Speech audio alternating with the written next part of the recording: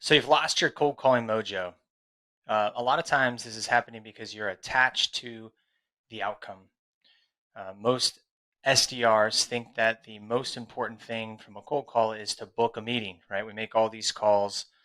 We need to get meetings, meetings, meetings, meetings.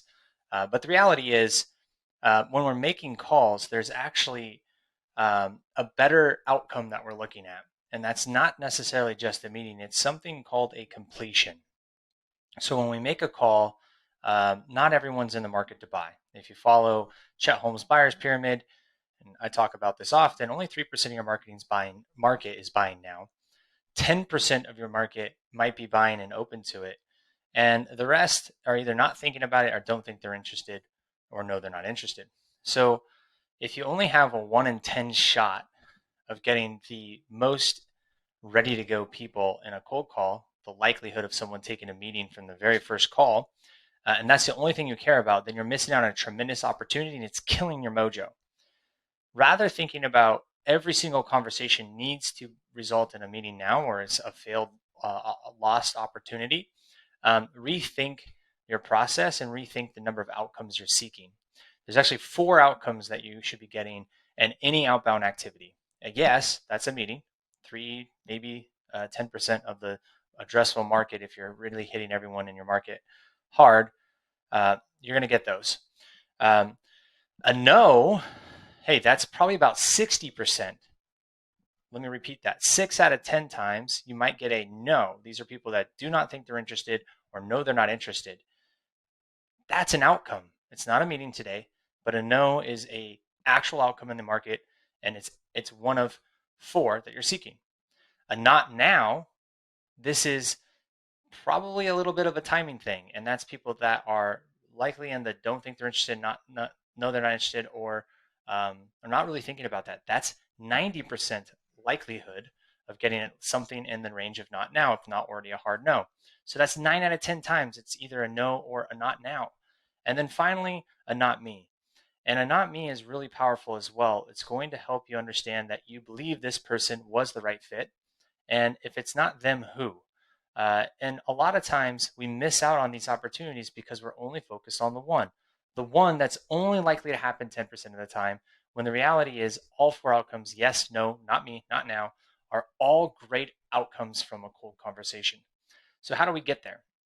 Instead of focusing on calling and setting meetings, we should be calling and having meaningful conversations. Those conversations should allow you to get past hello, actually present the reason for your conversation, what you're about, and the role, responsibilities. Is this person the right fit? And is there a next action? Ideally, you're able to get to this concept of a completion. Completion means you understand what I do, and we mutually believe in an action step moving forward. That could be a yes, it could be a no, it could be a not now, or it could be a not me. All 4 are important, and if you focus on all 4, every single completion is now a win, regardless if it's a meeting or not. If you start to focus on completions, detach from the yes as the only outcome, you're going to start seeing a lot more mojo in your calling flow. Hey, that rhymes. Rejection is a massive part of our roles as SDR. It's not uncommon for us to get rejected 10, 20, even 30 times a day on the phone. And when that happens, you can either let it get to you and it's going to make it really hard to bounce back and pick up the phone again, or you can keep one of these 3 things in mind and just get straight back at it. Number 1 is remembering or accepting that our prospect might not want to talk yet. There are always going to be external factors influencing what's going on. And as long as we've done what we can and we know that, it's a matter of not carrying that forward and just getting our head back down and making the next call. Another thing that's important to understand is that a rejection is in some cases an opportunity. We can use it to our advantage. What I mean by that is that's an opportunity. If we know we're not going to get a meeting, we've done all we can. This is a fantastic opportunity now to gather as much data as we can about the company, about their processes, about the team that maybe we wouldn't be able to find elsewhere. So it's not always a negative in that sense, and that can really help your mindset when you're making those calls.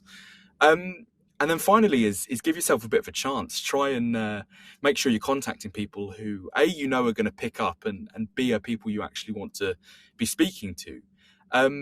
Obviously, easier said than done. If you're calling people from a list of numbers that you know aren't accurate, you can't be surprised that nobody's picking up and you're not having conversations and you're not hitting your numbers.